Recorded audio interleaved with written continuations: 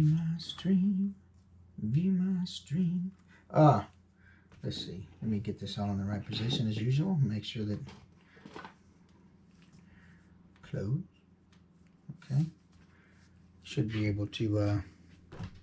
Just want to quickly make sure the camera's in the right position so I can proceed. Part 3 we had left off on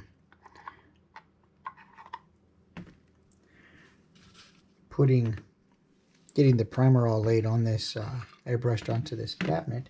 I want to adjust my camera here really quickly so we can get a much better view of what's going on here. And I'm going to do it this way because last time I had the camera over the workbench, and what ended up happening is the camera fell off in part 2 and busted part of the cabinet, and I had to fix it. I want to avoid that. So let's avoid that by doing this. And what I'll do is simply right now I'm just going to dry brush. Excuse me. I'm going to take some apple barrel gray. Well, that's not the color. That's the it's apple barrel paints, and it's gray. The particular gray this is a pewter gray. Normally I would dry brush a white on here, but I'm gonna try something a little bit different. Let's do a gray, and you're gonna see this texture is really gonna pop out here in just a few minutes. Let's move these to the side, and we will start with the top cabinet here. Make sure I've pretty much knocked most of that gray off, and we're just gonna, anybody who knows dry brushing, we're just gonna dry brush this. And the reason I'm doing this is because the brown will go over the top of the gray. If I did the brown directly over the top of the black, it's really not gonna give an accurate color of brown, and it's gonna take more passes to really bring the brown out over the top of the black. And I want to avoid having to spend extra time that I don't need to. And so if I dry brush a neutral base color on here, then apply the color over the top of that, then it works out better. White is really, really dramatic, and it looks really, really good.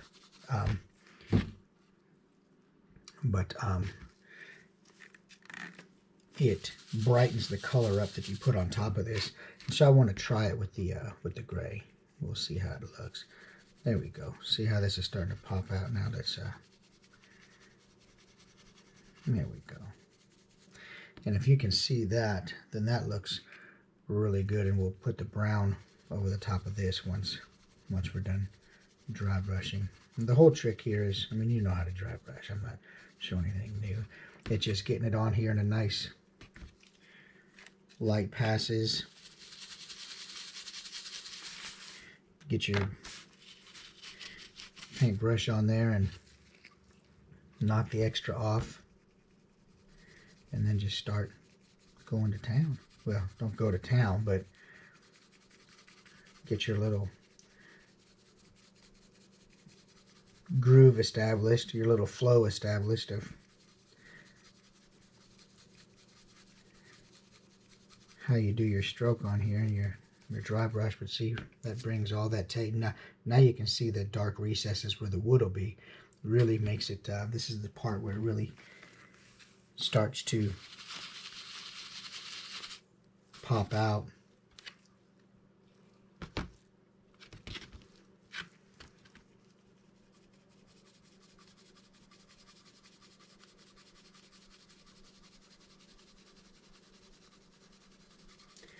And also, like I said, these cabinets are available on my Etsy and my website too, insightfulimagery.com, and my Etsy is insightfulco. All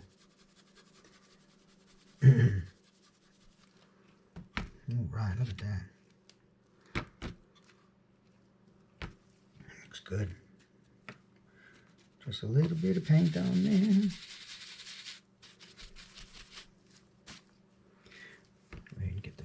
Front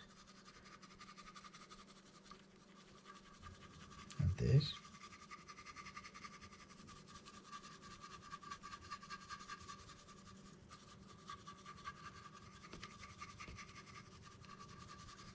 And I think this gray is going to be, well, usually when I do the white, I mean, it looks really cool too, but it's more of a poppy color, a popping, vibrant brown that when I put it over the top of the white. But here in this, I think we're going to get more of a subdued, sort of more natural looking brown, and it's going to look really cool. It's going to just offer something a little bit different. Let me do the back side. A little bit more. A little bit more. There we go. All right. Go ahead and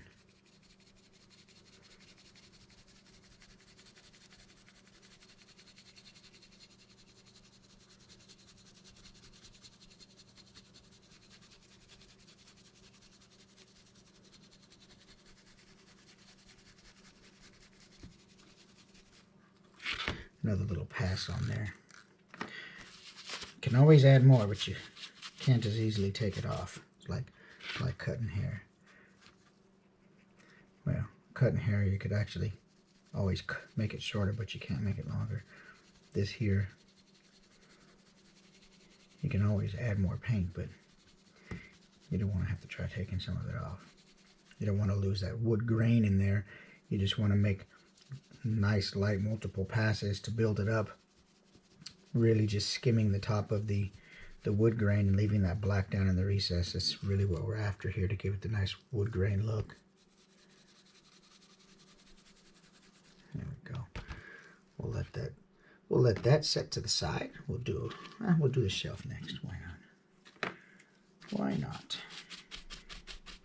All right. See how that really instantly just start to pop out.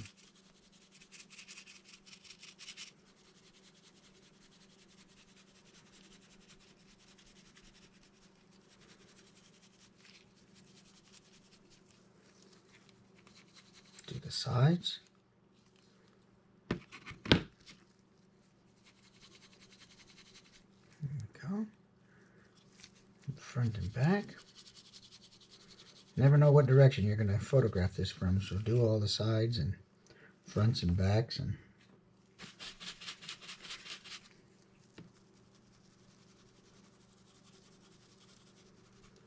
you're going to take the time to do it, well, do it to the best you can.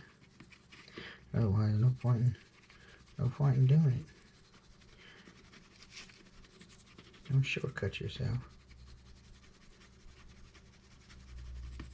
See all those grooves popping out? There we go. I'll set that in there for the time being. It's such a light coat that that's just really pretty much dry already. So, no big deal. But, alright. There we go. Now let's do this piece.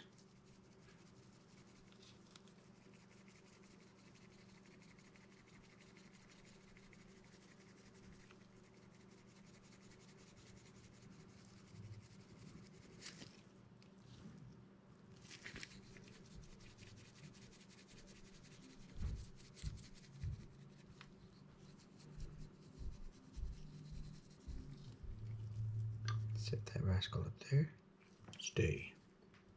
Stay right there. It won't, trust me, but I put it up there knowing it's going to fall, so I don't know why I do that. You ever do something and you know what the outcome is going to be, but you do it anyway? That's me. That's me.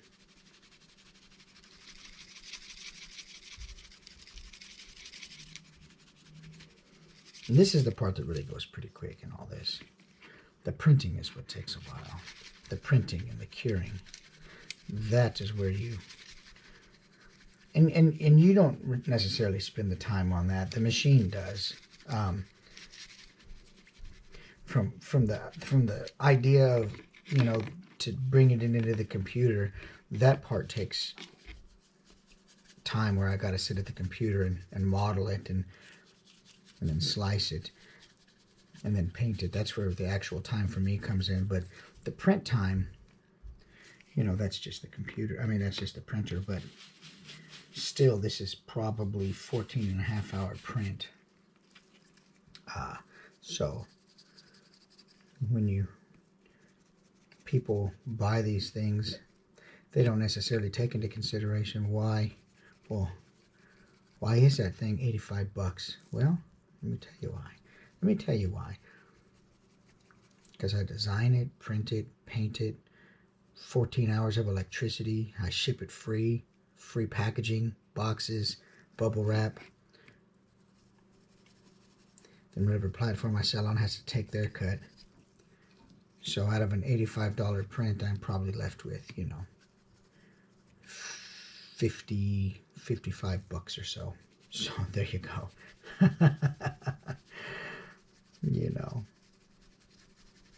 But I love it. Okay. But I love it. Let's see here. Let's get another door done. Look at that. We'll do the bottom end and we'll be done dry brushing and we'll go ahead and put the brown on.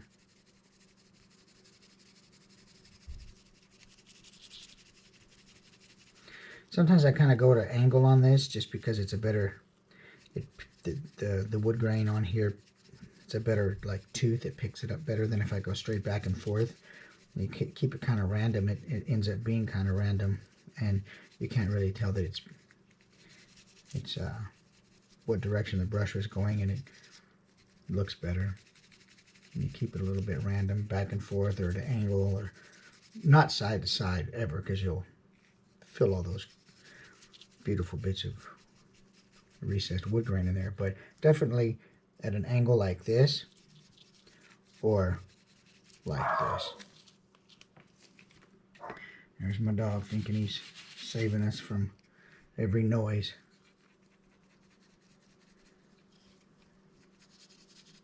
Every bird, every butterfly. There will be no butterflies in this yard today, I'll tell you that.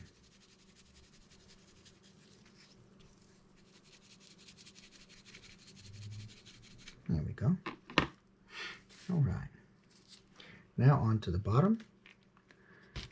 The biggest piece of the model. It didn't fall, I'm surprised. All right, let's get this one going, and then we'll do a little brown after this, and we'll get this old thing knocked out today. Maybe I'll take a little bit more off just in case. We'll start at an angle here. There we go.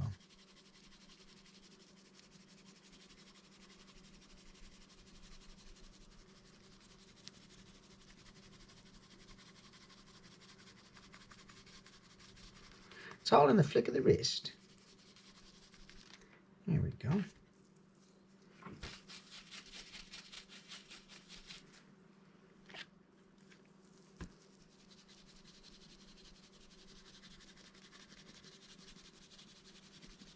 Try to keep my hand from out in front of the camera.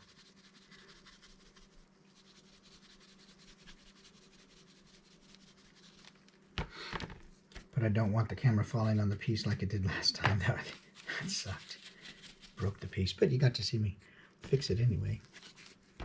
So.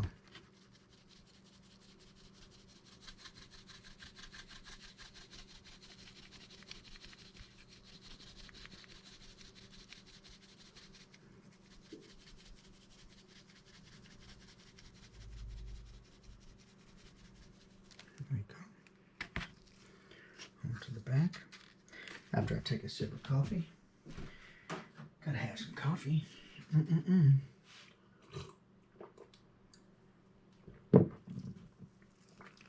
we are. Dip and swirl, dip and swirl. Let's see here.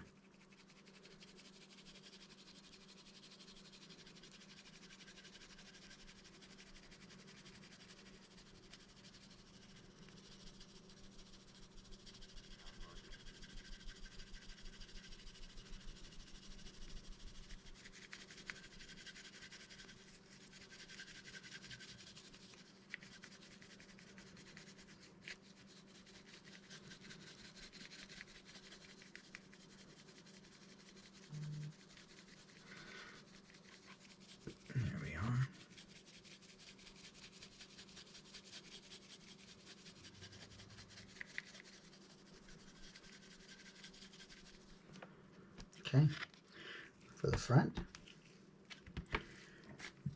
Then we'll load some brown in this thing. And I put the paint in these medicine cups, mouthwash cups, whatever. It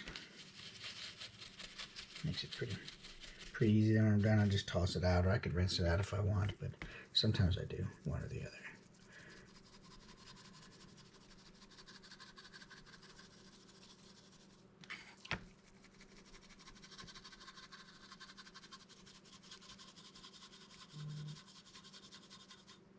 There we go.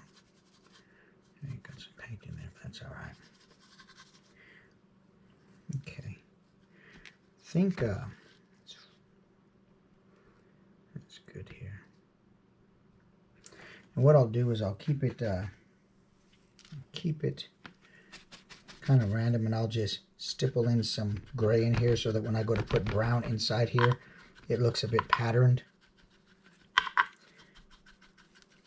I won't cover the whole thing,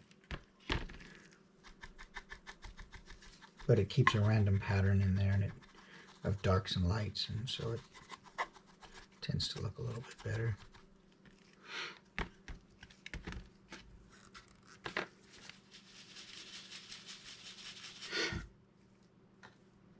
Let's see. It says top messages too, but I don't have messages, so I'm not sure why it says that, but whatever. It's weird. Okay. Back to what I was doing. Just stipple this kind of in here in a random pattern.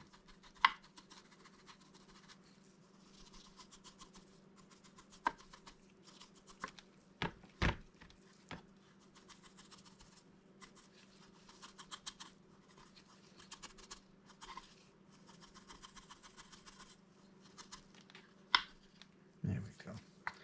And I'm good with that.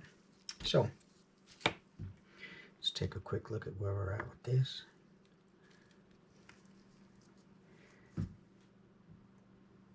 Looking good, looking good. And we're going to get out a brown. Let me raise the camera up just a little bit. And kind of point it downward now so you can at least kind of see what I got going, hopefully. Okay. So now we've dry brushed this. Oh, let me get inside here. See that?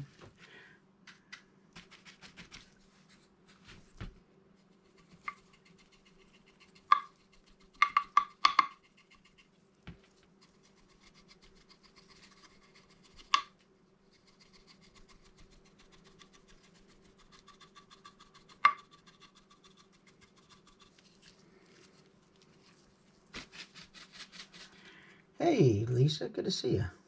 Good to see you. Thanks for stopping through. I'm putting the last bits of paint on here for the Alchemist's potion cabinet that I designed and printed, and we're putting together here, and gonna finish it up today and paint this up. I don't know if you've seen the other videos on this, but that's what we're doing. So let me just plop this stuff back in here real quick, and then I'll go ahead and we'll get some brown loaded up into a cup, and we'll dry brush this the brown color that it's going to be. But this is what we're looking like right now. Looking good. I like your brush technique better than the brush. Oh yeah, brush on, wipe off. Oh yeah, yeah. You know what's interesting is, like when I paint foam, like I want to do like a concrete or an old cement kind of floor, and I'm painting on XPS foam, I will brush on, and then I'll take a paper towel and I'll apply white paint to the paper towel or whatever color I want, and then I'll just drag the paper towel across the surface of the XPS foam, and it creates a different kind of effect too, kind of a wipe off, but it looks really good. So we're good with these pieces, and I think I'm going to now, I've kind of been thinking about a, let me bring this completed one over. I've been thinking about a different color brown here for this one. I like to keep them all pretty similar because then it just makes it easier. But this one here is a brown, like, where's that brown? Where's that bottle of brown? Somewhere over here. Where did I put it? Oh, it's right here. That's this. So the interesting thing, this brown is this, but over a white dry brush. Now I did a gray dry brush on this, so this brown is going to come a little bit darker on this. I've got this brown. I've got some other browns. I've got a nutmeg. I've got burnt umber. I always like burnt umber. That's really good. So this really just comes down to whatever I want to put on here. I've got a chestnut. Chestnut looks nice. But I do like this color too. Man, decisions. The paralysis of analysis. Is that what they call it? You have too many options, like when you go into the store and you just want to buy laundry soap and there's 65 different kinds, so you buy nothing. That's what I do. That's what I do. So let's fold this over, and while I fold this over and prepare to paint brown, it's going to give me time subconsciously to think about what brown I'm actually going to go with.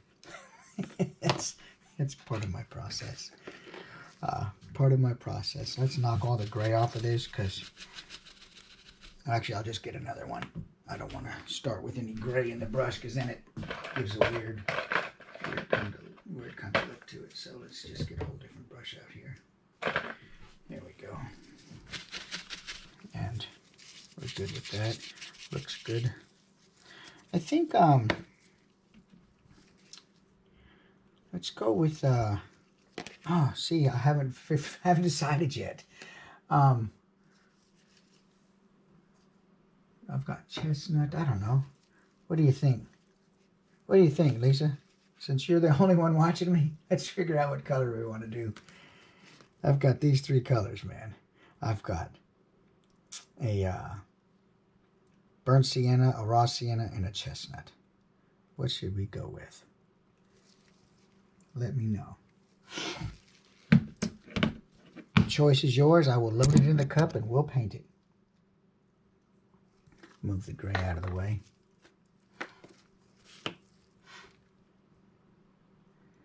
See what you like. And I'll raise my camera up just a little bit. There we go. That should be better. R3 Toys, what's up? Chestnut. Hey, right on. You got it, man. Chestnut it is.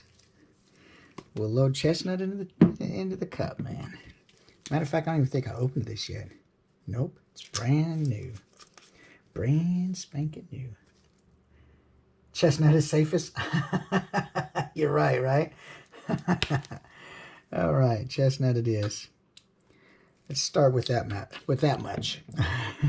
We'll start with that much, and then we'll start on the top half, because that's what we started on last time, and it's the driest. They're all pretty dry already, but let's get a little bit in here. And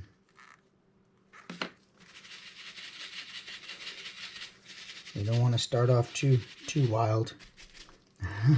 Now, when I put this on, it's really going to be... Oh, that yellow? Oh, man. So that yellow does look really cool. This raw sienna, is that the one you're talking about, Lisa? That's a cool yellow. But then, well, I've got a real yellow here, but you're not talking about that. But, so I bought these paints at Michael's, and I don't generally go to Michael's, so I don't have to.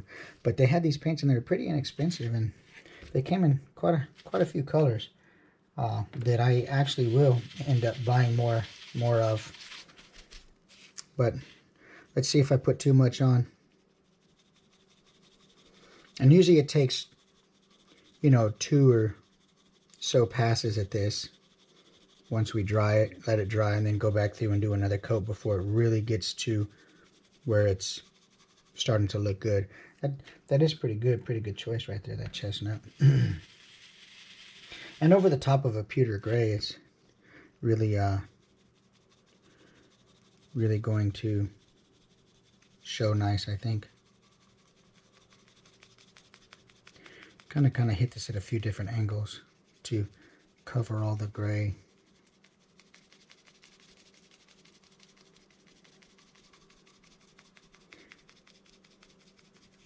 Make sure it all gets its fair share. There we go, get on there. Let that side dry for a second and we'll hit the other side. Yeah. All right. Man, I like doing these lives here, man. This is, like I say, man, this is going to save me a lot of time in creating and not neglecting my, I kind of ease into the piece because once you put the light color on, you'll see really quickly if you make a mistake. So I kind of just, it's like an airplane. I'm landing onto the thing really, really slowly.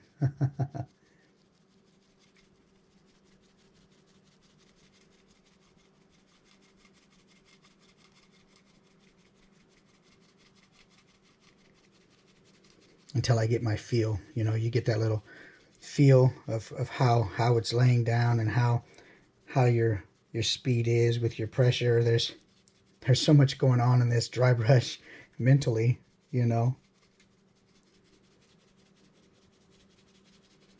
But that's looking pretty good. You guys picked a good color. Yeah. Great.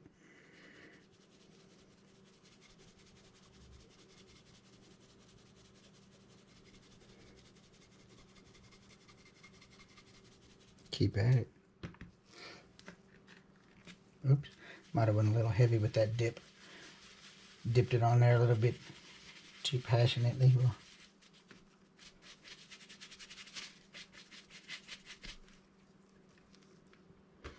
and the other thing too, you want to keep these bristles a bit spread apart. Sometimes you get a brush and you've had it a while and the bristles start getting kind of matty or clumped together, and you want to avoid that. You want it to be pretty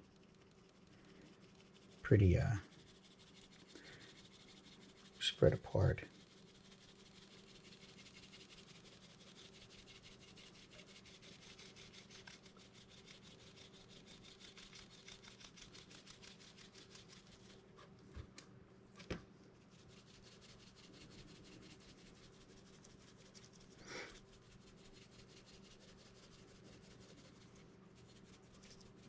Let that dry. We'll keep it going. As long as there's paint on here and it's not dry yet.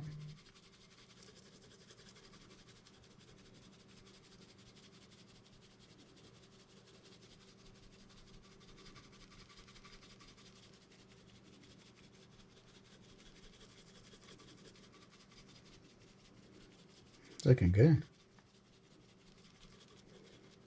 See, and I never would have tried to make this without 3D printing. With foam or balsa wood, I just never. So being able to 3D print and design this stuff really gives me another level of freedom that to tackle projects I wouldn't normally try to tackle, you know.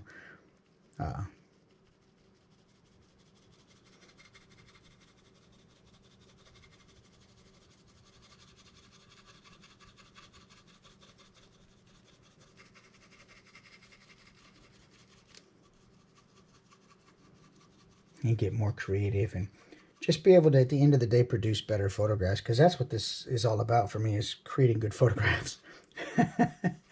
But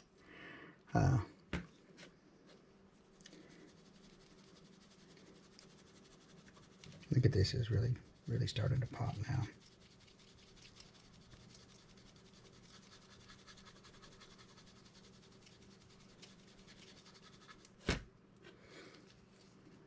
Just stop and take a look for a second. Really nice, got the little dips in there and the arches and stuff, pretty neat. Let's give this a little bit more paint on here.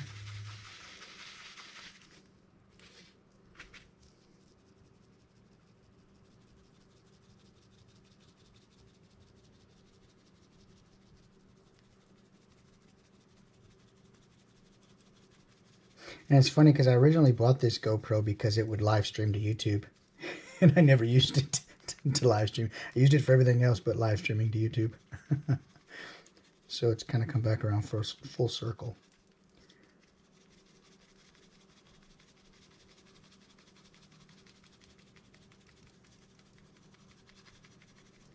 Nice. Yeah, I think you picked out a good color for that, man. That chestnut is really making it look nice. Really starting to pop out now. Think maybe I'll do one more pass on the back and then we'll move on to the bottom. But it's looking pretty good. Right on, thanks. Yeah, you know, the photography has led me down this hole of always trying to make better photographs, but in doing that you need scenes and sets and things, and so in a pursuit of better photography, I guess I've wound up where I currently am. It's not a bad place, but it was a place I never really thought I'd be in, and you just kind of be open to trying some new stuff, and these 3D printers, when I bought them, I didn't know anything at all. I didn't know enough to know what to even ask. For some reason, I just thought that you pushed Control P and cool stuff came out and you were printing stuff, but it's so not even anywhere near the truth. Unless you want to spend all your time printing stuff other people made, you really have to learn how to model. And so my printer sat on the back wall for a year before I really even decided to just buckle down and take it to the level of seriousness I needed to start learning how to model and waste resin and learning how to print just in general, because that in and of itself there's some automation to it, but I don't rely on the automated supports and slicing because that just is it's not consistent. And the stuff that I do, I need it to be consistent, especially because I sell this stuff too, but I need it to be consistent. And resin is not cheap. Electricity to run the printers is not cheap, and so I don't need to be wasting a lot of materials. So I had to learn how to do I didn't know anything about any of it, and so slicing and supporting and all that stuff just I still barely know. Sometimes I question myself still. But I've never really, I always try to stretch myself and try to improve. Unfortunately, I have my wife, she's all for that stuff. If it keeps me home and happy and active, and she's all for it. She lets me go down all kinds of different rabbit holes. It's nice to be able to. She's like, well, what are you going to waste money on now? No.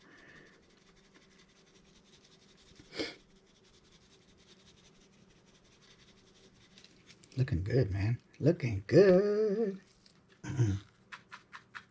So, Lisa, you follow me on Instagram, you say, for photography? What screen name are you on Instagram that you follow me, so I can make sure to keep an eye out? I didn't know. Or maybe I do, I just don't recognize sometimes the YouTube names and the screen names are all totally different.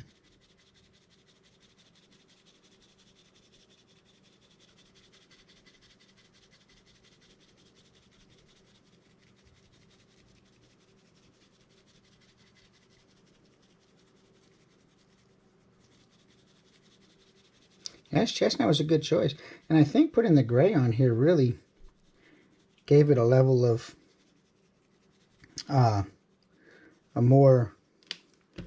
just a more deeper level than like this one here where I did the white dry brush first. I think it just remained a little more true to the color of the chestnut, or to the top coat of whatever, you know, color I wanted to use. I think it really helped out.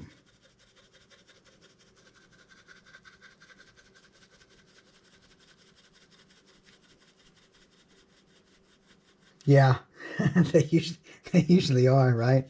As far as the Instagrams being different, yeah, they usually are.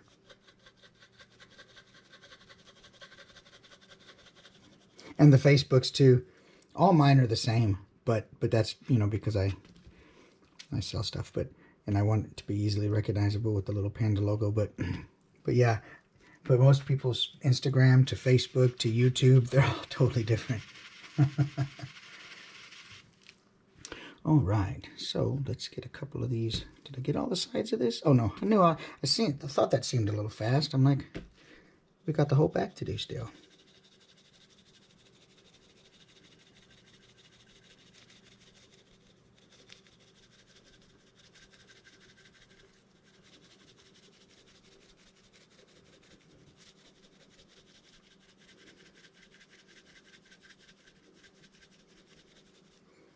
Let's get a little more on that brush.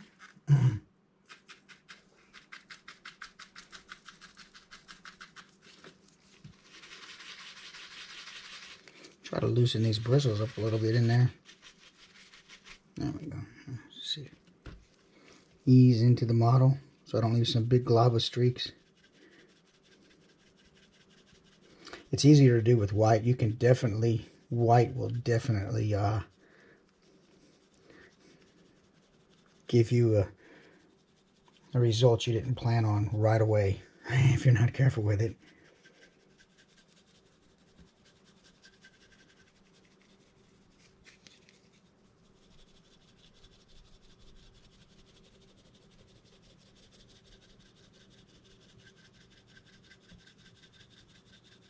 Okay, we're good with that.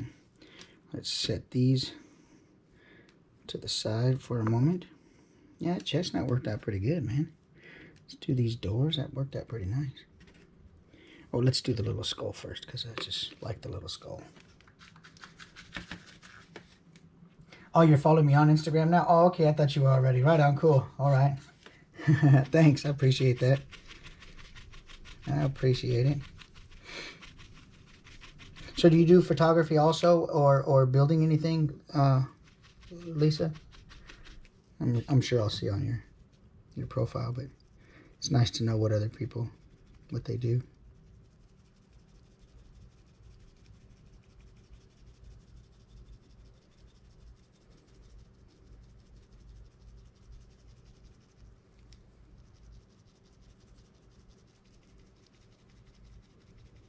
Uh-oh, look at that.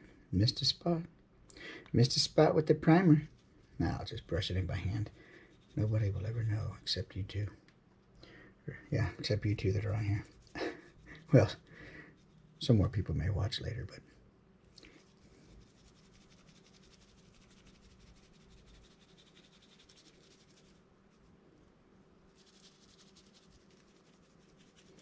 bottom's not so important on this. It's gonna be glued.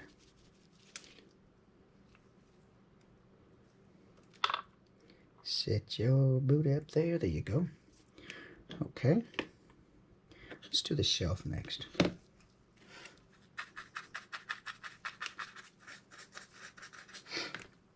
So now, like in part 2 where you see me do the primer, you can kind of understand now why the black is what the black color primer is what I use, because it really helps keep the contrast in there of the wood grain.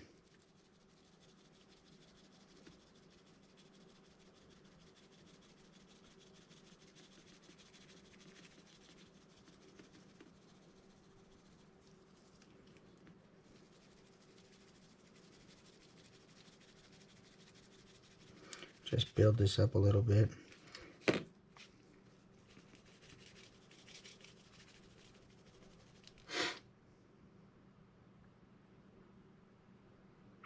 Oh, sweet. And photography in the U.S. Air Force, right on. Right on. And you build displays for jointed dolls. Cool.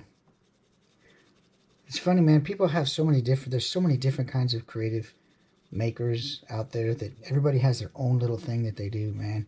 And sometimes you wouldn't even, like, you wouldn't see me walking down the street or doing my regular job every day and thinking, I bet that guy takes toy photography or makes.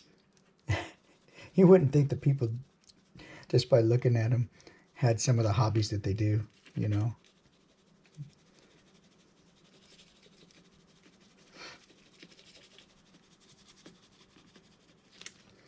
That's for sure. U.S. Air Force, right on.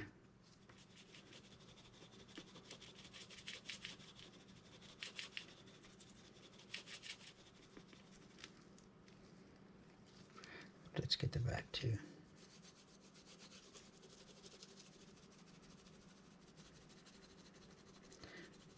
By the end of a dry brush session, I probably could start a fire with my wrist. all the flicking I do, I probably wear my dang wrist out. No, that looks good though, man. I like that. That looks really cool. All right, let's do the doors. Go figure. What's happening? What's happening, buddy? You know, on here doing my lives, getting my paying a little attention to my YouTube.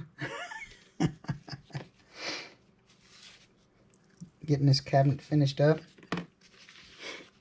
Let's just knock a little bit more off just to be safe. Just to be safe. And we'll go in on this and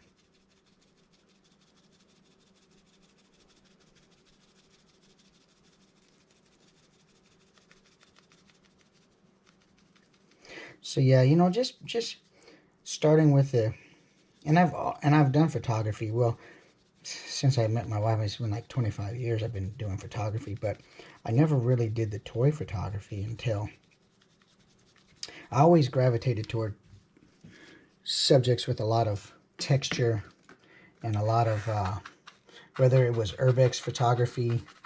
You know, urbex was a really fun way to go do photography. I did food photography for quite a few restaurants out here in the Bay Area. Once again, that had a lot of texture in it. But I never, you know, really thought about toy photography until it was rainy. One day we had just a bunch of rain, and I couldn't go outside and do any photography. Or, I mean, I could, but I didn't want to. And I saw some videos of these people, you know, like Sir Dork and stuff doing these toy photos, and I'm like, wait a second. I can totally get into that. I had all the gear already. I just needed to learn some of the methods and some of the process for getting in there and producing some really cool images. And I quickly learned that if I didn't want to take my gear outside to photograph figures, which is what a lot of people like to do, it's not good to do it where I live, because they'll end up stealing all your stuff and robbing you. But I quickly learned that I needed to start making some cool props, man, to do this. And I already had all the camera gear. Like I say, I had flashes, monolights, all the modifiers, lume cubes, every kind of light you could probably want to use. Like I say, because I used a lot of flash and stuff in food photography and modifiers and things like that. So I had all that stuff, grids, soft boxes, bounce cards, you know, I had gobos and just all that stuff. And so I just kind of transferred it over into toy photos. Some of it transfers pretty easily. Some of it you have to really modify it if you're going to use big flashes and stuff. But I had everything already pretty much. I just needed to learn a process. And so we're going to paint these solid brown anyway. I don't know why I'm really dry brushing these on the back. They're going to get painted solid brown. So do you have an origin story? Switching things up on us, I see. Yeah, that was my origin story. Go figure. And now I'm too lazy to go outside and do anything, including if I didn't have to go to work. If I could work from home, I would. So toy photography has completed the full circle of hermitry for me. The full circle of hermitry.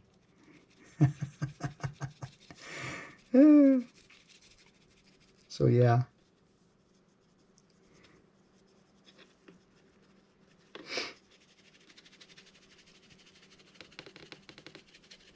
I really, really want to get into ZBrush and learn some surface modeling.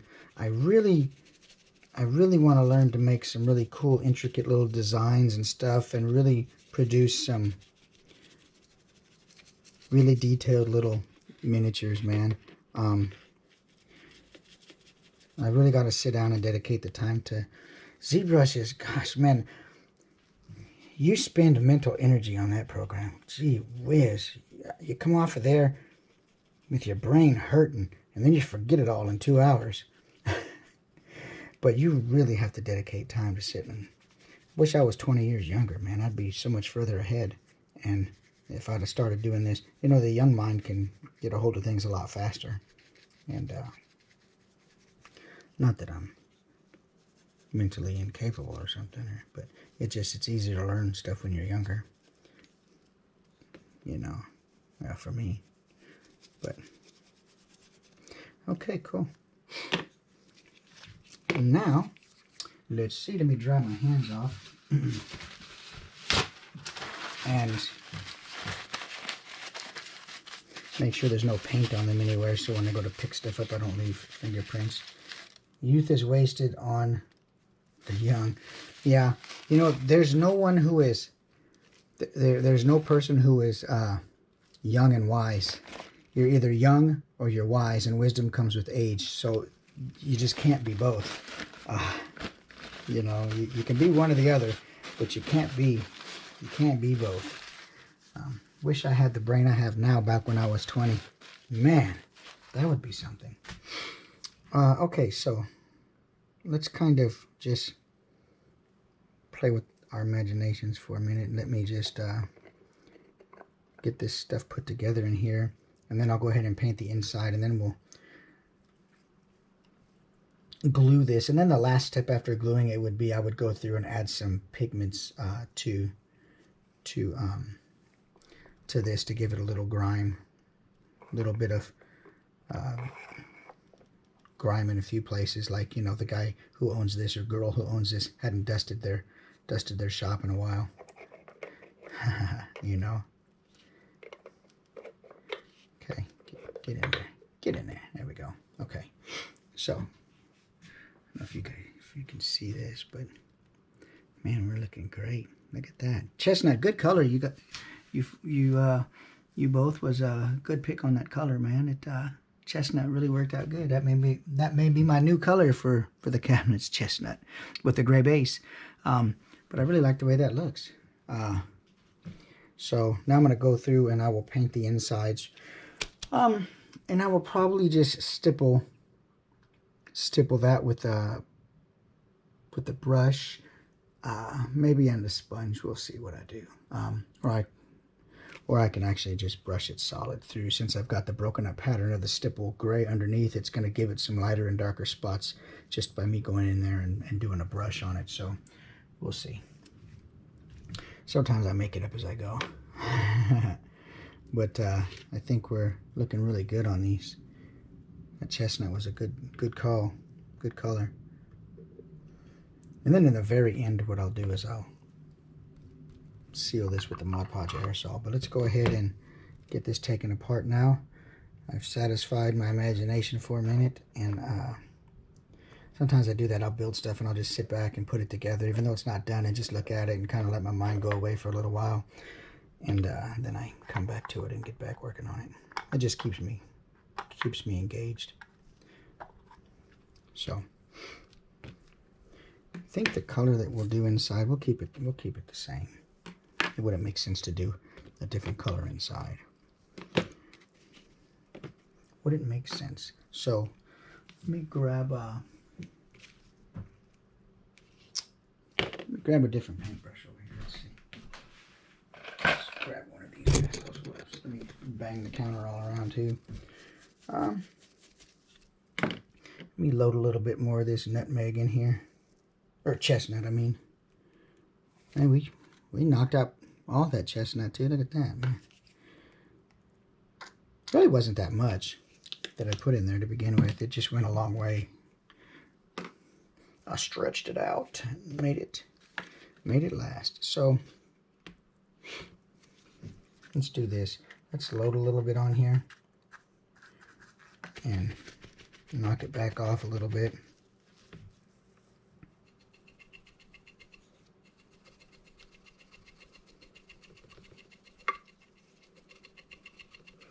I don't want to brush it on there and coat it and make it look.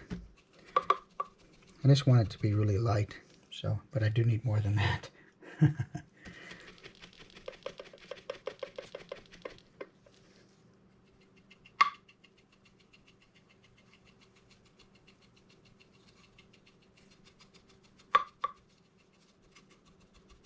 And I'll probably take some of these to Legion's Con as well when I go.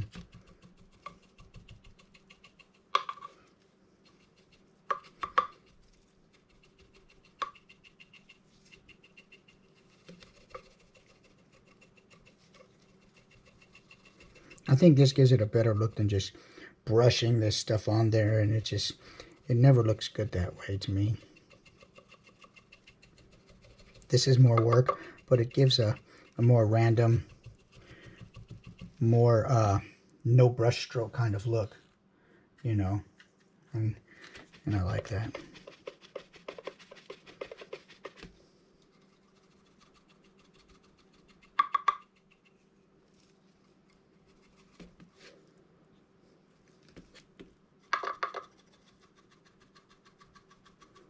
Definitely takes longer, but if you look in the back there, I like the way that looks better than just if you could imagine brushing this on with this or another kind of brush. I just like the way it looks better. Okay, that noise is going to bother me. So let's move that. Let's see here.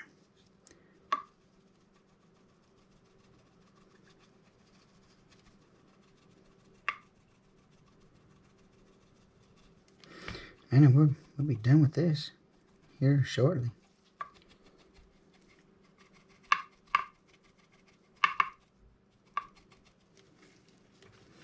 And if I wanted, I could go back through there and get those dark spots out of there, but I don't. I like it like that. But if you wanted to, you could go through and do that and make it all totally smooth and brown, and it gives it, and there'll be no brush stroke, so it makes it a nice way to do this, you know.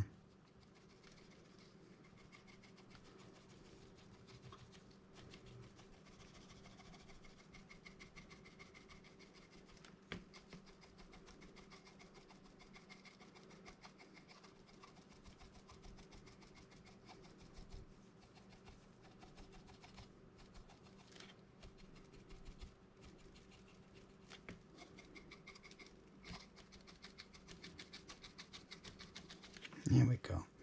I like that. I like it.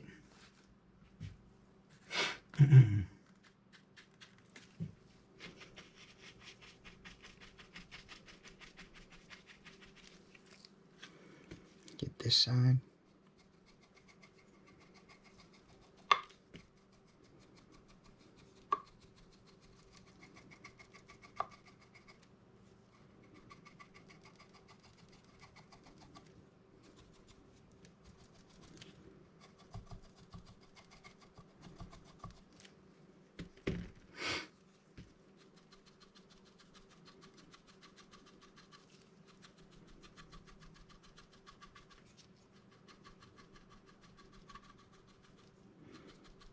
And I say we're not going to paint that, it's going to be glued down, so not even going to see the bottom.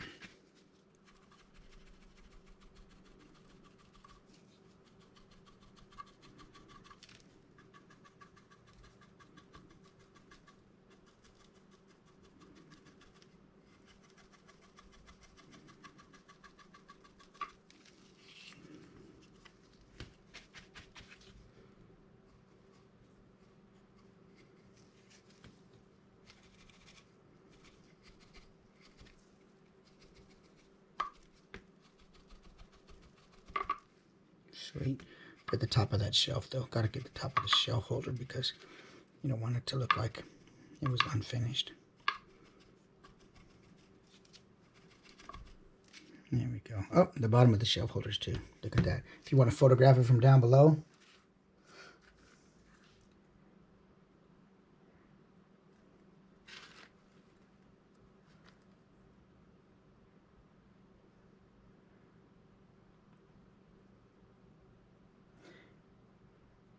Oh, autocorrect. Why you do everyone so dirty? Autocorrect.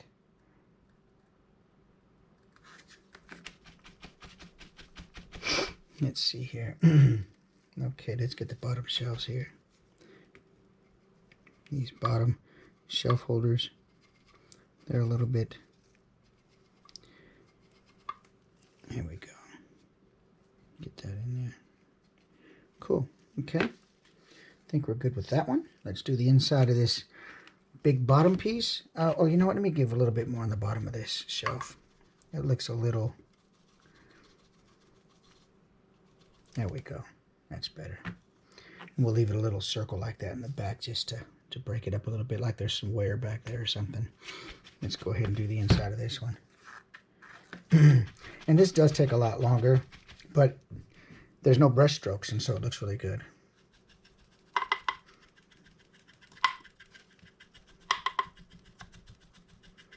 And I want to show you too, I'm going to weigh this. I'm going to put this on the scale when it's done and show you just how heavy these pieces are. These aren't light little pieces. These are substantial.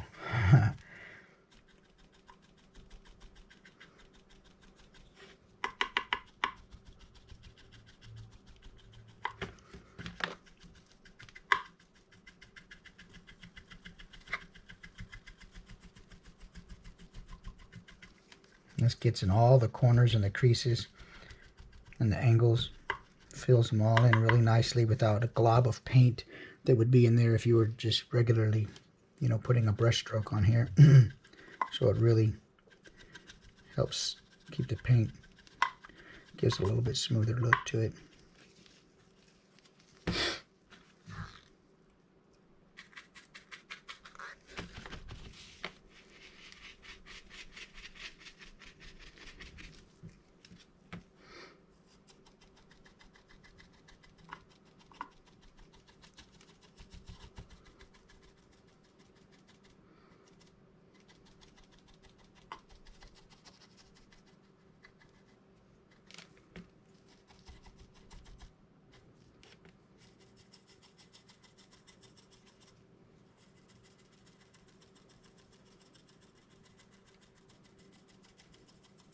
Try to get in here without going to the outside where the wood grain is and getting any of this on that.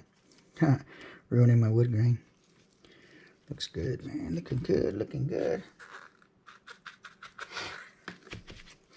This isn't that IKEA furniture.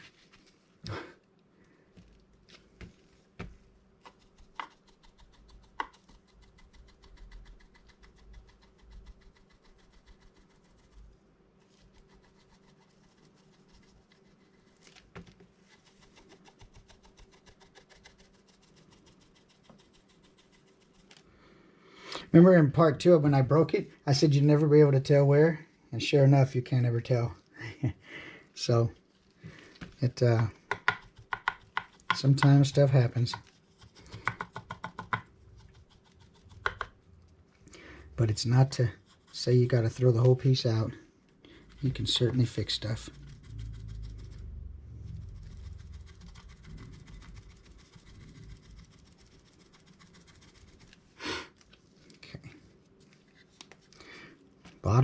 The bottom side, and we're good.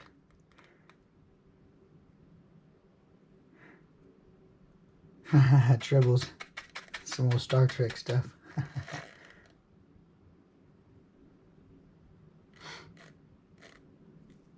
That's some old Star Trek stuff.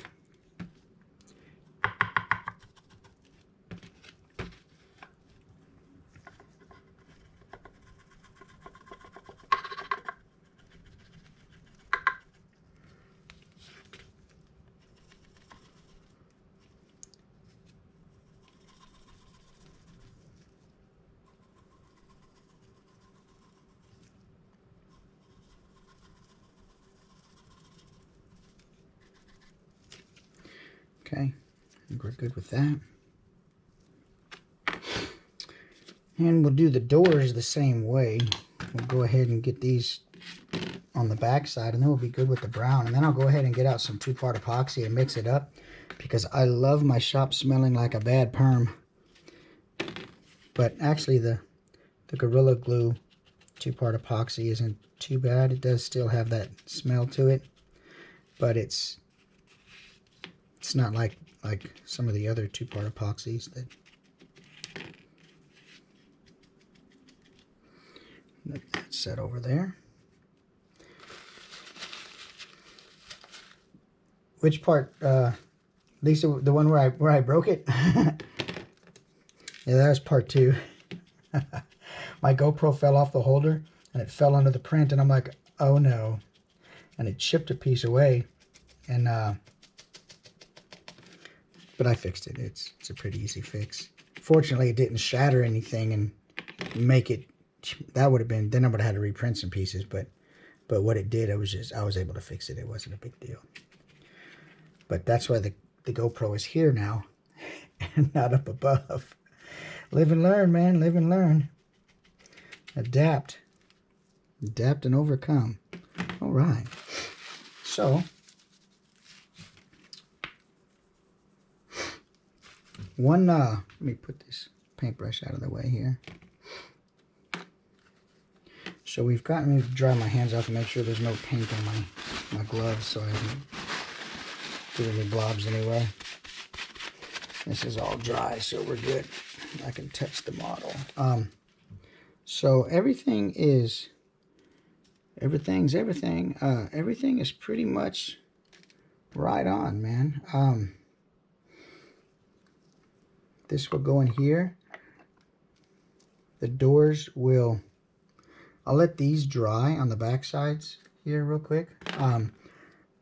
I can get out, this is good, it's not painted, so I can go ahead and put the 2-part epoxy on here. So let me get out some 2-part epoxy and mix it up after I take another sip of coffee. And I've got 2-part epoxy right here. Let me grab another one of these cups. Let's move these out of the way. I've actually never mixed this epoxy in one of these cups, so I usually mix it on a piece of scrap cardboard. But let's mix it in here and see if it doesn't eat a hole in the bottom. I don't know, hope it doesn't, but actually I think we'll mix it on the top. Let's mix it on the top. Let me first get out what I'm going to put it on with, which I just use sometimes a chopstick, sometimes I use a popsicle stick, just depends. But make sure I'm all set up, because once I put the epoxy on, I cannot touch it. And I think I'll put this on first. I'll attach the 2 big pieces, and then I'll do the trim piece at the end. So that'll work. So let's open this up, and yeah, you can smell it. I keep it in a plastic bag too, because in case the lid ever leaks, I don't want it leaking into my drawer and making a big old mess. I pull the plunger back because I don't want any pressure against this, and so it makes it leak also. So let's do this. Let's clear this off. Let's let it all run back down to the bottom, so we get a good even pour or extrude or whatever you want to call it. I want these to come out in equal parts. That way it works right. You know what? I will put it in here, because my luck, I'll put it here and I'll put too much and I'll run off the sides. I know me. So let's go ahead and get a little bit and make sure it's coming out equally. It is. It doesn't take too much of this stuff. Then I'll pull the plunger back out to kind of just stop the flow of it. And Put this lid back on. There we go. Put that back in the bag. And then I'm going to change gloves because I don't want to have any of that in my gloves. And then I go to touching stuff and then I might leave it somewhere that I didn't see some of it on my glove. And now I've got a 2-part epoxy fingerprint on my model. So we'll get a couple gloves out. Maybe I won't even put them on. I waste a lot of gloves. So let's mix this up. See, I know how to use chopsticks. I hope it doesn't put a hole in this cup. I never have mixed it in one of these cups. That would be bad. And this stuff does start to set pretty quick, so.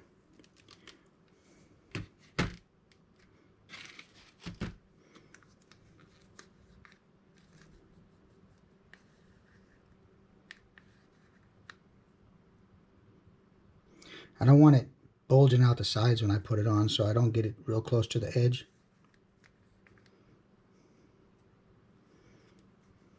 Probably could have picked a different applicator for this one. There we go.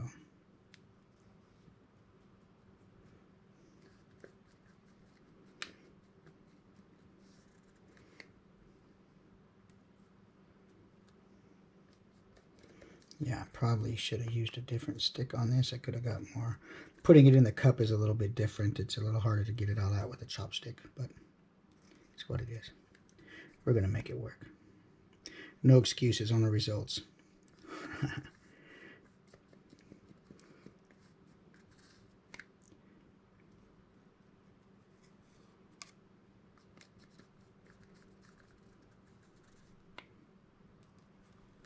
Okay. We'll set that there. And we'll go ahead and set this on here. And we're right where we need to be with that. None is bulging out the sides, which is nice. Let me quickly get a, let me set this here so we don't slide. Let me grab a, where's my clothespins? Oh, here's my clothespins over here. Let me get a clothespin. All right. That was not thick enough. That's all right.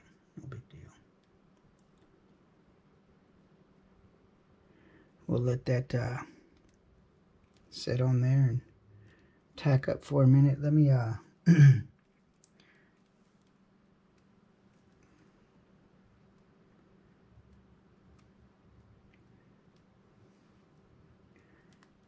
let that tack up. It tacks up within like 10 minutes.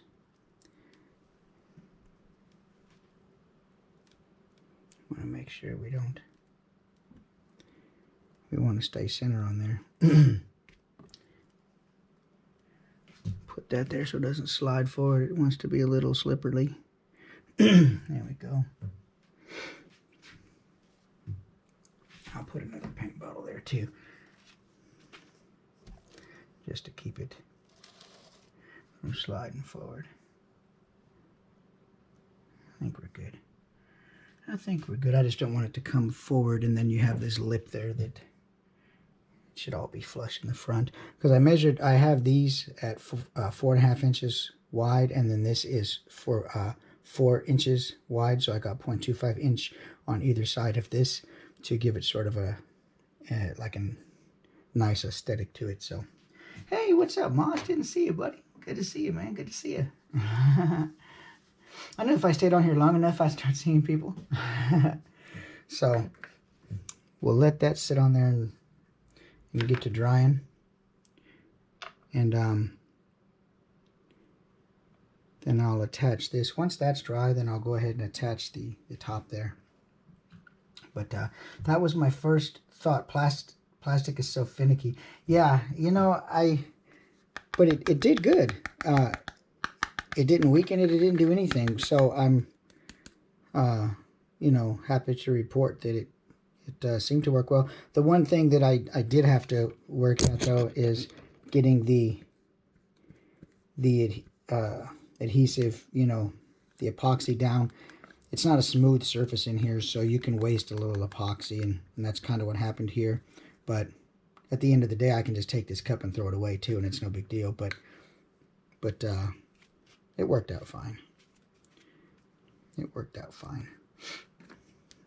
And then what I'll do is, as this is drying, I'll make sure it hasn't moved, because sometimes what this stuff does is, like if you've ever done PVC pipe where you put the PVC glue on and then you put the two pieces together, what can happen is the heat or the chemical reaction that it causes the pipe to, if you put too much of that glue, it causes it to push out.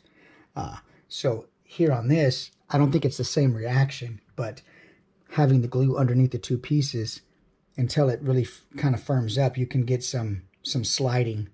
The pieces can move a little bit, and so that's why I have the paint bottles there.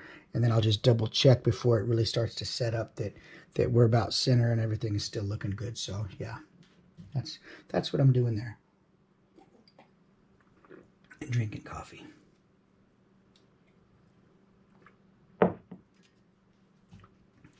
What you up to today, Moz? I'm sure you didn't go to Comic-Con over there and spend you some more money? I'm going to be doing this today. Oh, and let me share with you folks this. Oh, this is really cool too. Oh, you know what? I should do this on the live too. Man. So I've got these tables. I've got 10 of these tables here. Let me move this cabinet out of the way. I really should be painting these too while I had my gray paint out, and it slipped my mind. But let me share with you these tables. Let me move this cabinet over here and get it set over here.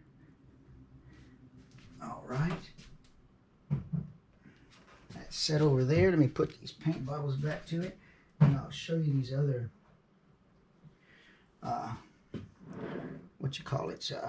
tables that I have. And these are going to be at Legion's Con also. I'll have these at Legion's Con as well. So they're a round wooden table, and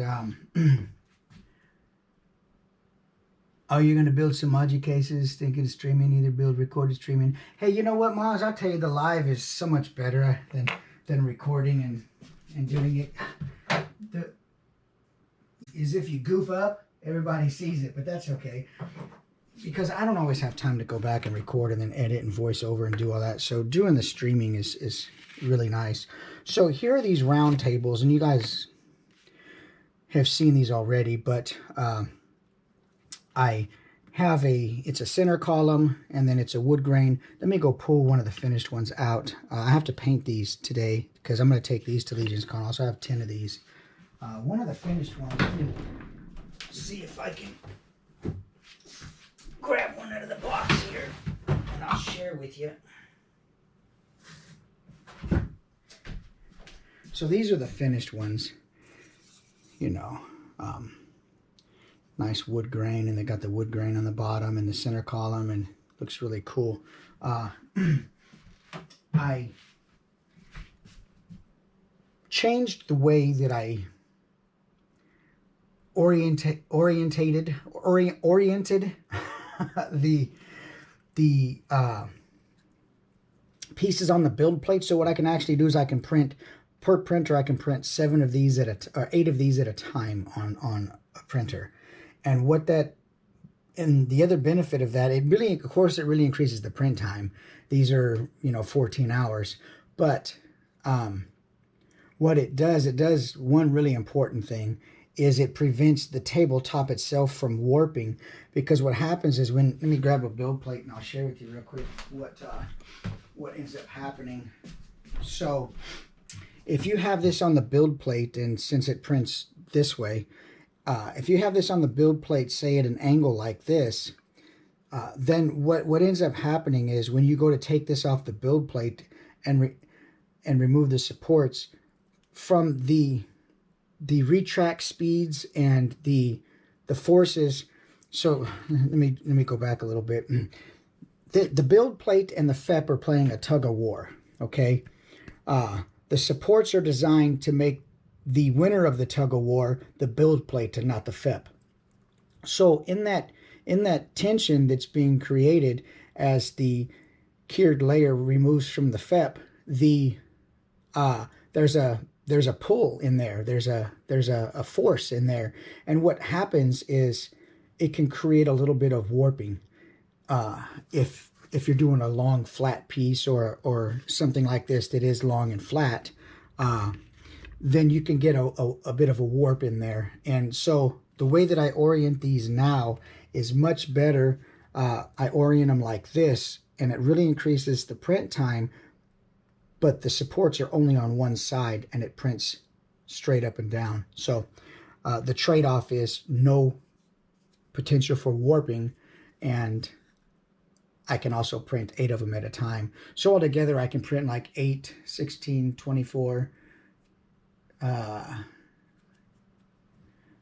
32. So I can print 32 tables at a time if I want.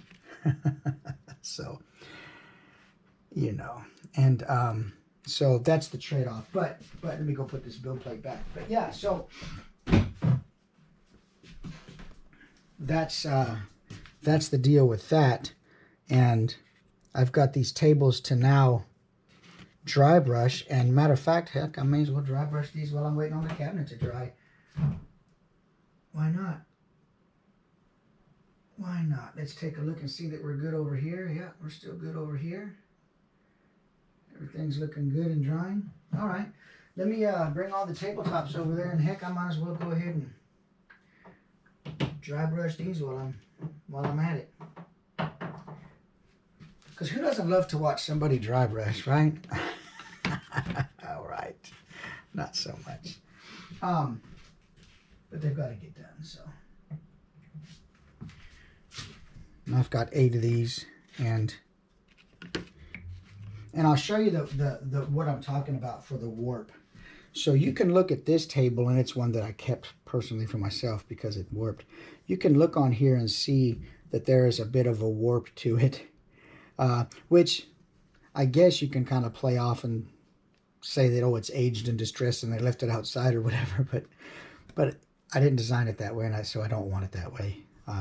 So you can see from this piece that there is absolutely no warp to it. It is straight, flat, circular, and perfect. And so that's the whole reason that I changed the way I put these on the build plate. So I don't want faulty looking props that you have to explain why hey, why is this crooked? Oh, it's, you know, then you got to give some, it's like a bad tattoo. You know, if you got to explain the tattoo, it sucks. So it's the same principle. So let's go ahead and, should I dry brush these? Yeah, I guess so, man. Might as well. We'll get to putting some gloves on there and dry brushing these. And I've got 8 of these tables to get knocked out here. So we'll move these doors over here for them to dry onto the other table. And I'll put some gloves on and I'll dry brush these too, man. Might as well. Oh, I already got gloves out over here, so let's do that. And I'll take these, and I've got some square long tables also that I'm going to take to Legion's Con also. So, well, it'll be a dry brush marathon. How about that? It's about as exciting as untangling stereo wires. I tell you, man. Let's see here. Let me get these other bases over here. Now on these tables here, I'll tell you, I didn't primer these the way that I did the cabinets, where I used the Vallejo airbrush primer. On these, I went with a black 2-in-1 Rust-Oleum, and the reason I did that is because I'm going to be washing these, and I need a really good strong base on here. And it was so much faster for me to do that with the Rust-Oleum. It makes a really good product, and it's really nice for this. I can spray, I can get all these done in one shot. The downside to using a spray paint is there's a 24-hour cure time. So If I want to get it done quickly, I can use the Vallejo airbrush. That only dries in, a few hours, really.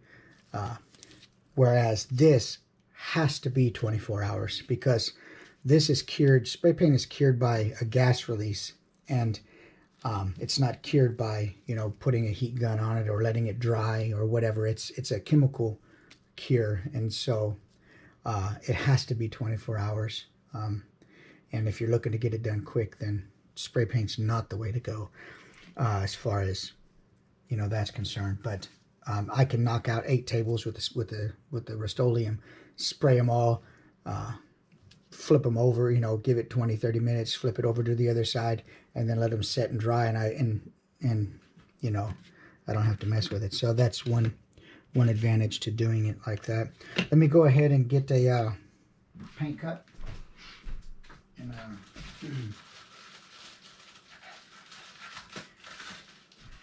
go ahead and I think well, we did the cabinet in chestnut, but those other tables, let me see. I could do the table. Man, I did the tables in this color. I don't know. I like this color for the tables, though, man. We might, how much do I have? Well, I've got enough, I think. I don't know. Chestnut's looking pretty good, though, too, man. Chestnut's looking pretty good. Maybe I'll figure out which one to do. But first, let's put some gray in the cup. And,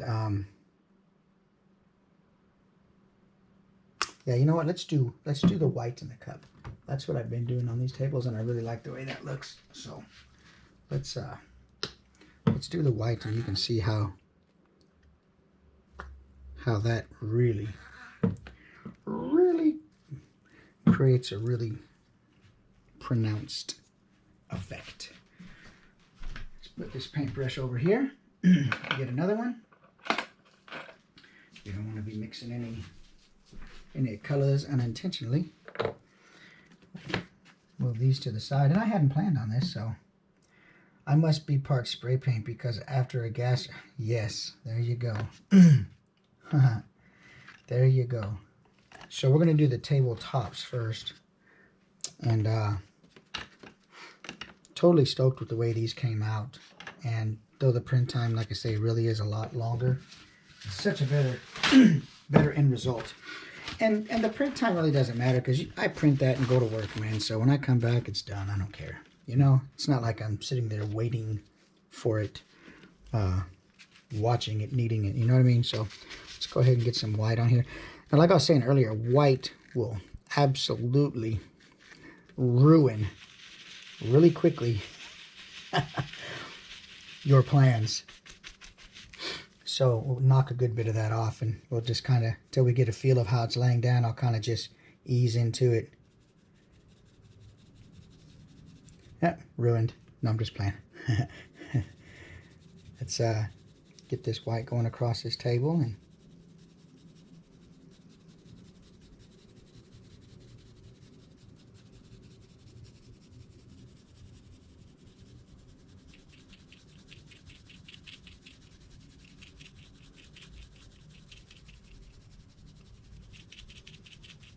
I'm going to show you all the cool wood grain in this table, man. How awesome it looks.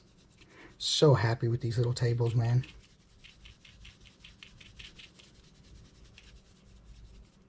Let me get the sides.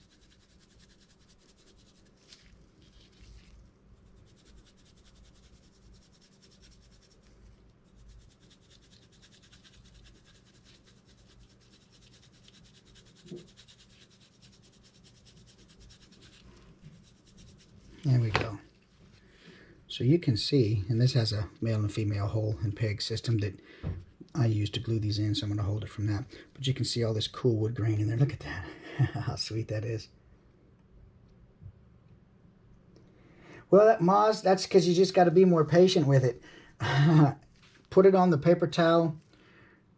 When you think you've took enough of it off, then take a little bit more off, And dry brushing is really just about taking your time and before you drag it across the print, kind of easing off into it and seeing how it's laying down really, really light. And then when you feel your groove between hand speed and paint on brush and pressure, then just go with it, man. You know, and if it's not, and if it's too dry, just add a little bit more. It's better for it to be too dry than to have too much loaded onto the brush, because then you're just really defeating the whole purpose of dry brush. You're going to fill in all the texture and stuff that you're trying to save. So better to start off, you know, with too little paint and then add some in this particular type of scenario for sure. So see, we're good on that, man. That looks really cool, and we'll leave the bottom black, and we're looking really good with that. We'll move on to the next one. So hopefully that. I'm using smaller brushes too, I see. Yeah, so Maz, I have a few size brushes. I really use this one, this size, for this size of models. I have bigger ones, but this is mostly for dry brushing, like XPS foam stuff.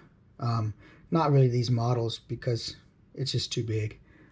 So hopefully that helps. And you'll see here, I'll load some on the brush. Well, like, watch this, Maz, I'll show you. Well, now I mess it up because I'm trying to intentionally show you. But we'll just dip a little bit on the brush, especially white. Like I say, white will totally ruin your plan. So we'll get that on the brush. And I'm just coming in at an angle. And like an airplane landing, man, I'm just really just barely trying to touch it so I could see kind of what the brush is doing, and if I'm coming in with the right approach as far as pressure and speed. So I'm just going to come in at an angle and see how it's kind of looking, and we're looking okay. So then I'll just keep going fast, really light, and we're dry brushing, baby.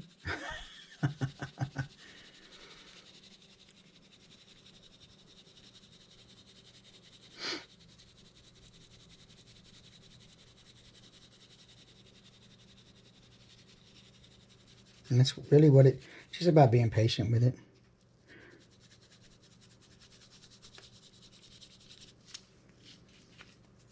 Especially with the white, and especially when there's a big contrast between the two colors that you're painting and putting the dry brush on.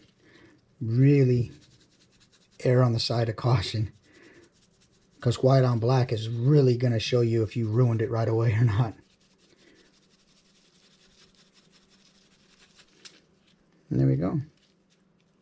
We'll get a little bit more over here.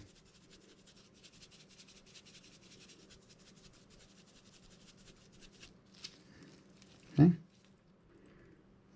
Nice looking.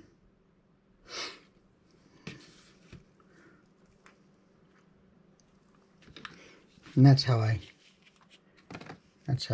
dry brush. And white dry seems to dry, of all the colors, whether you're airbrushing, dry brushing, or whatever, white seems to dry the fastest of them all.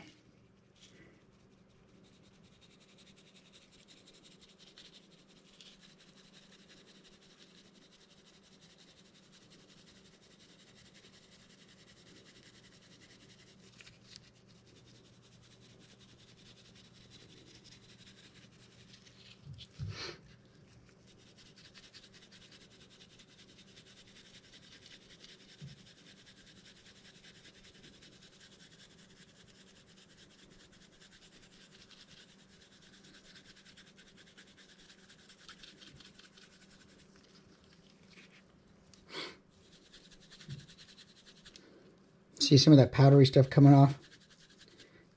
That's that dang white, man. It dries quick.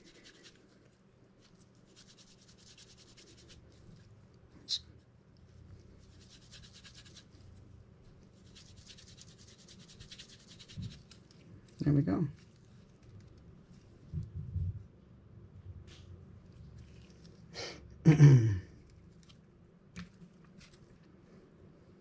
Right. Let's get a little bit more. Keep at it. When I think I've got enough off, I take a little bit more. And I can start on a side that's not that important, as I kind of see how the brush kind of responds and behaves.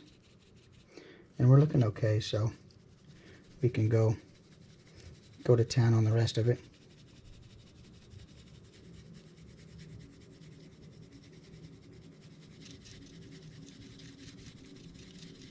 See all that texture, pick that white up. It just make a couple passes over it if you need to.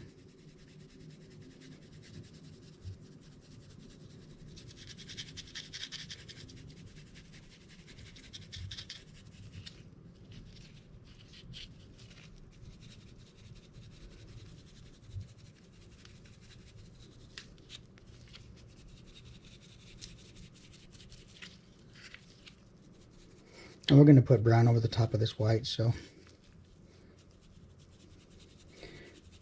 the white in this case is just going to make the brown pop out really, really good.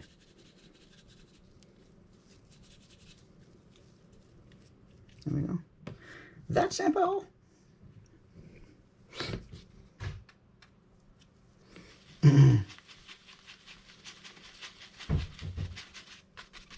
Like I say, if I think I've got too much on there, man, I'll knock a little bit more off.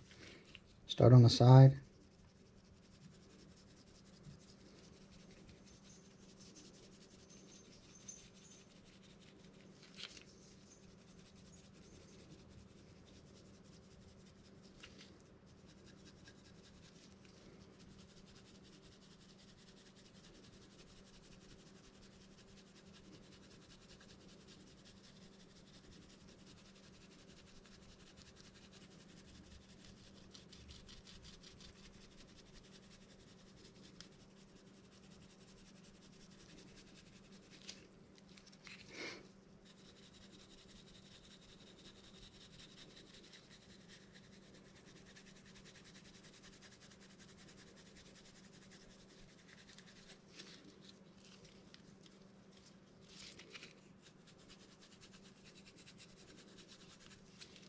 There we go.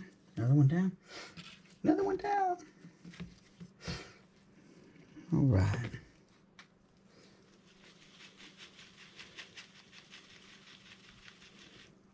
So I'm going to have to change the title of this live from let's finish this thing up to something else. Let's finish this thing up and then get sidetracked and move on to another project. That's going to be the title of it.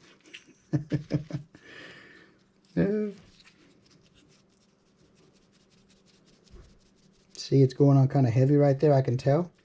So I just lighten my pressure up.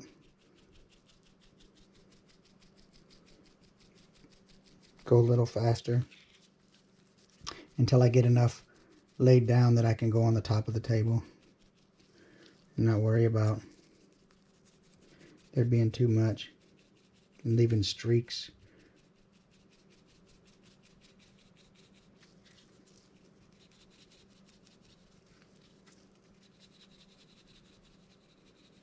There we go.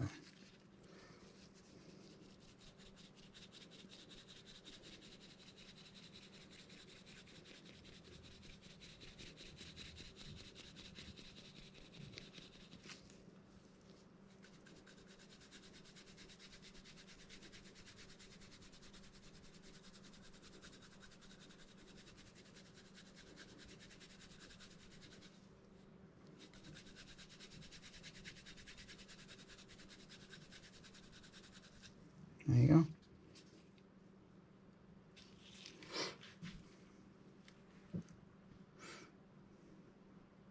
Yeah, that's the title right there, Maz. That's the title. I'm so random, man.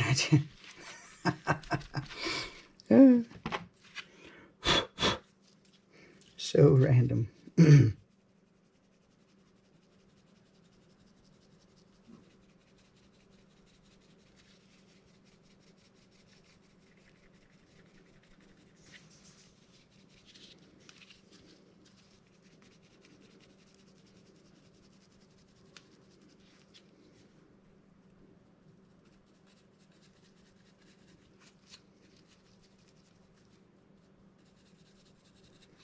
See, now we're getting a little bit of a issue, but the white is kind of drying on the brush a little bit. But I'll fix that. The white dries pretty quick, man. And it can get powdery and no big deal. No big deal. We'll just hit it from multiple angles.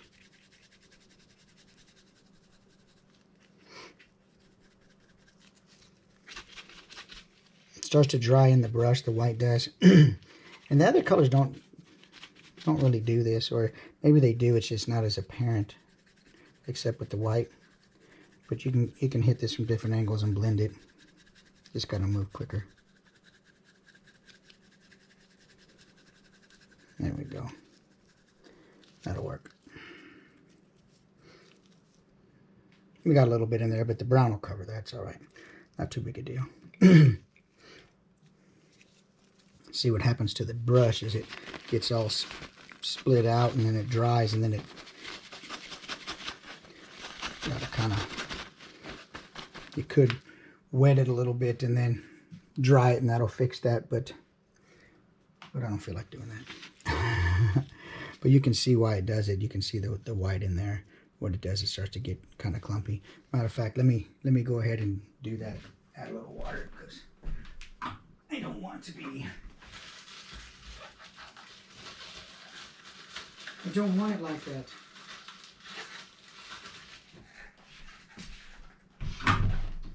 So let's add a little bit of water here.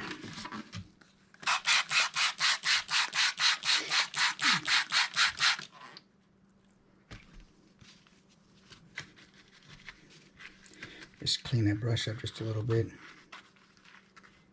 There we go.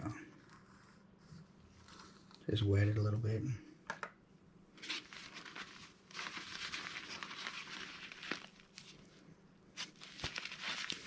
Good as new. Good as new. Starts to get a little cakey like that. Because it really happens with the white. I don't have any problem with any other color, but when it happens with the white, it just gets cakey, clumpy, and powdery really quickly. And so just clean the brush off. Clean the brush off and get after it again. Otherwise, you're just going to be fighting yourself, and then make sure your hands are nice and dry, because like I say, white will. Make sure everything on the glove is dry and don't touch anything with not realizing that you've still got wet paint somewhere on here, because it ruins the print.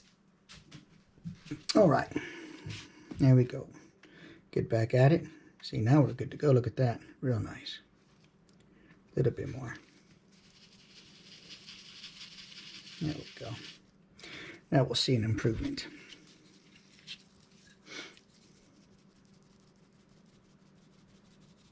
Yeah, look at that.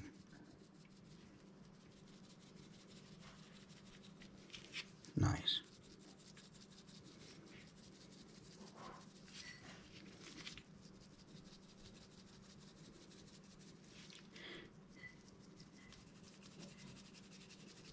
Look at that. Coming good. Coming on good. Looking good.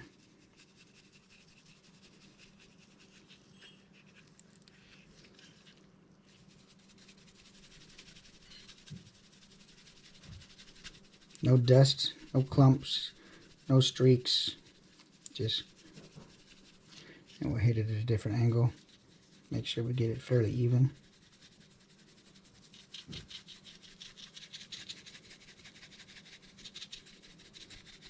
There you go.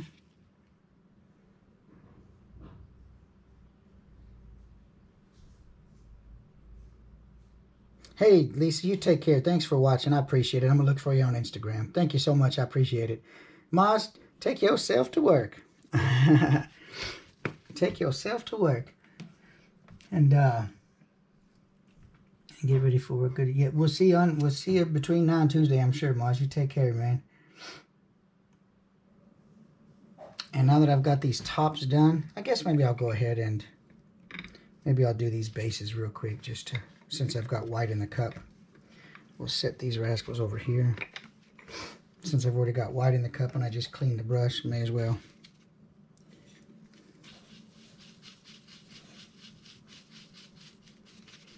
But you really want your brush like that when you're dry brushing. You don't want it so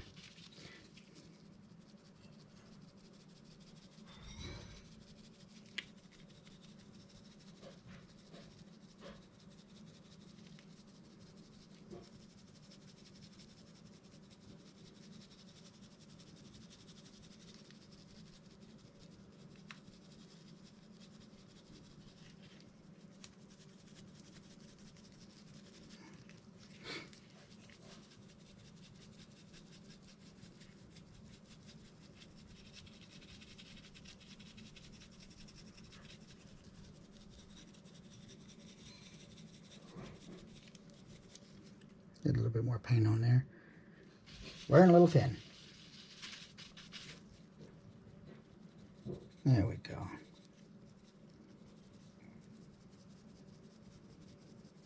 Beautiful.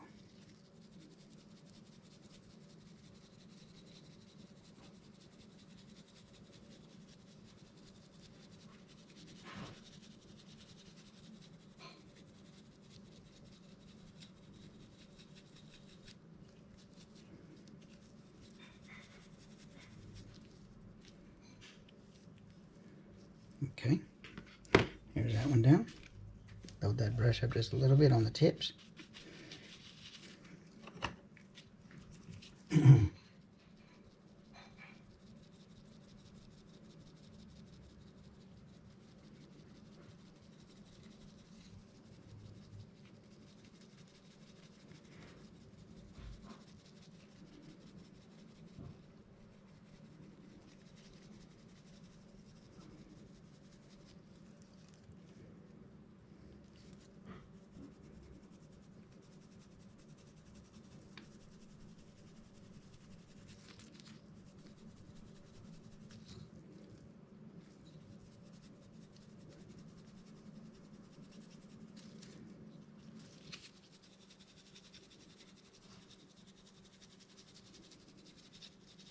It really shows right against the black really quickly. There we go. Make sure we get all the sides down, yeah. A little bit right there. Okay.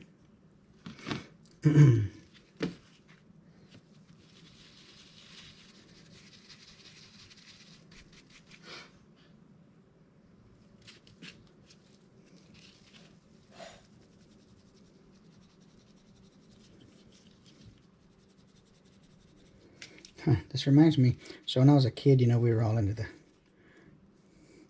ninjas and all that stuff, man. And we made our own nunchucks and with broomsticks and strings, and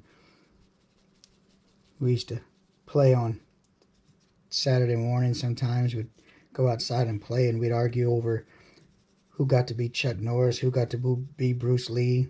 It's my turn to be Bruce Lee. You was Bruce Lee last week. Well, I want to be Chuck Norris. No, you got to be Rambo. And so, you know, it's funny, but we were all into the ninjas and stuff. And my uncle,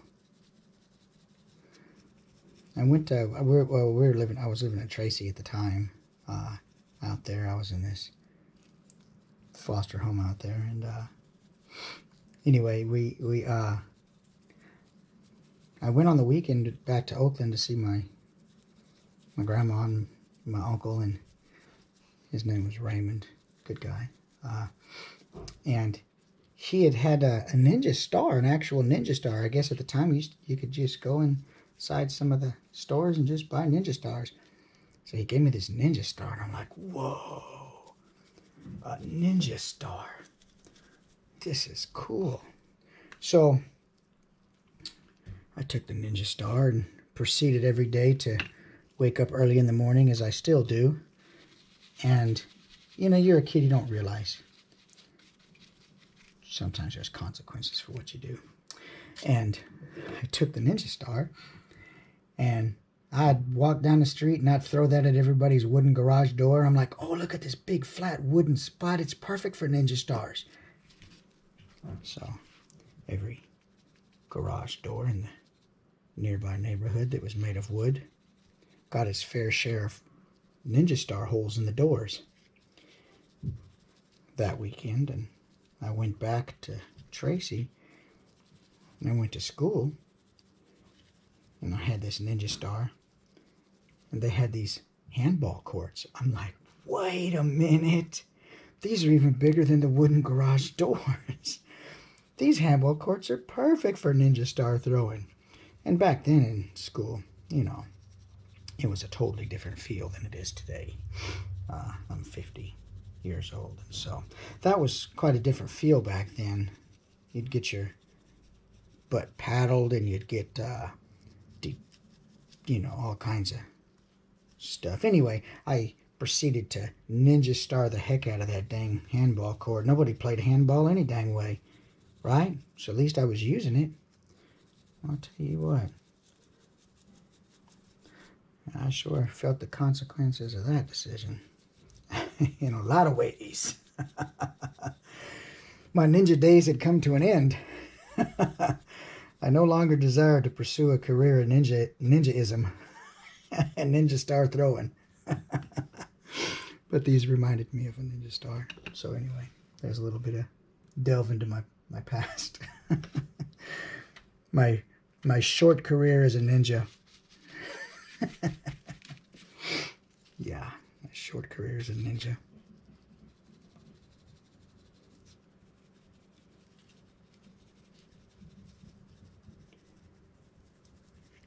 I wouldn't have made a good ninja anyway, I tell you. I like to eat too much. I'm not in the right shape to be a ninja.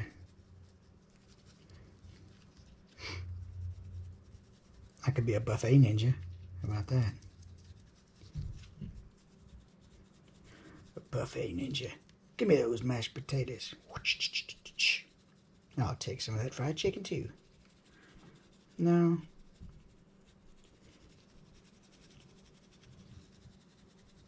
Almost done with these bases. Once I'm done with these bases, then I'll let these rascals dry. I'll get these tops painted up today.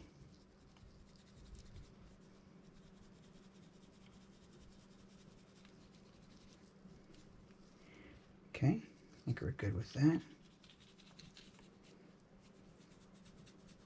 Get a little bit in there. Get it in the cracks there. Make sure I don't miss any of it. A little bit more. Move on.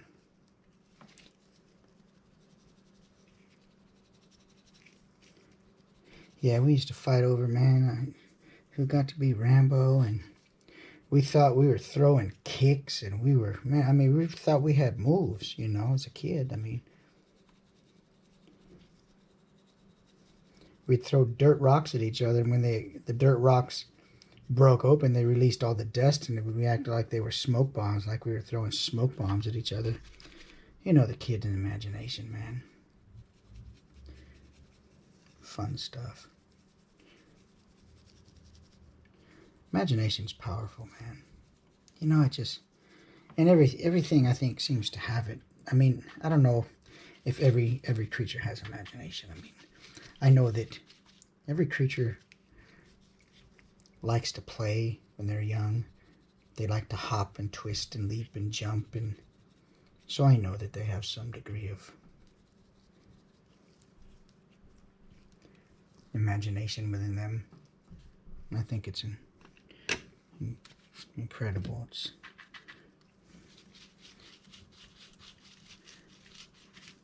the imagination.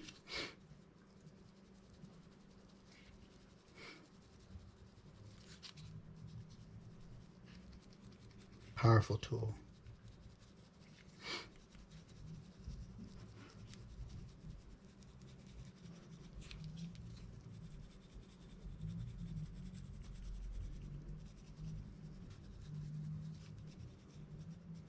Almost done with these bad boys.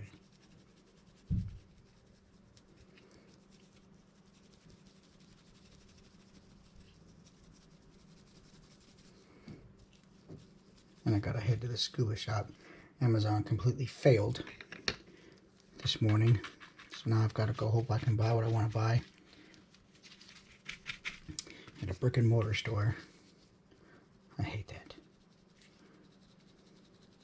If I didn't use Amazon so frequently, I'd have canceled my membership today. But I can't. I can't do that. I love having stuff delivered to my house.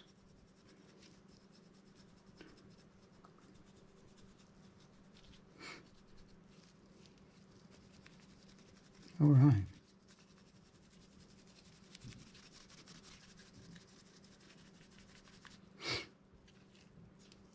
We're golden.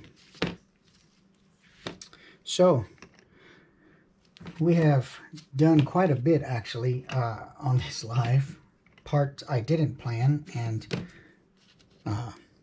part I did plan. So let me bring this cabinet over here. This here is the part that I planned. Let me bring these doors over. And I wanted to, on this live, be able to complete this cabinet, but I didn't take into consideration the dry time of the epoxy. There's always something that you forget about. So what I'm going to do is put those in there. Then I'm going to put this shelf on. Once the top fully dries to the base, then I'll go ahead and glue this on, and we'll put some little potion bottles and stuff in there, and I'll do that on the next final live for this one. But for now, I'm going to hop out of here. I appreciate everybody watching and staying with me all this time.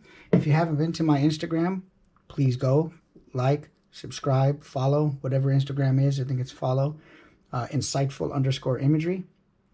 Check out my website, insightfulimagery.com. Also, my Etsy. You can find me under Insightful CO. And just look for the panda logo on all the platforms, and that'll be me. TikTok, Facebook also, and here on YouTube. I appreciate everybody watching and support me, and we'll holler